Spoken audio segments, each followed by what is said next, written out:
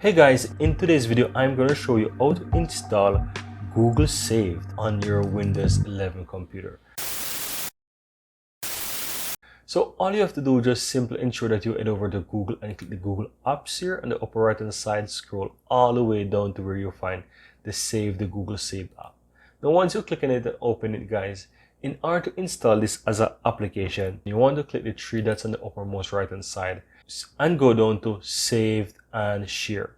Now go ahead and click on Create Shortcut and you will see the interest here, which is a Google interest, which is also called the Google Save. Now in order to install it as an app, click the Open as a window and simply click on Create.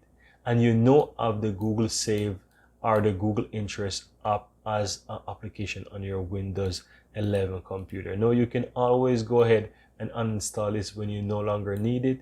You can simply click the three dots here and click uninstall from here. Otherwise, you can just simply right click on your taskbar and pin it if you use it very often, or you can search for it on your computer here and you can easily go ahead, right click on that and pin it to start, or put it on your desktop if you want it there as well.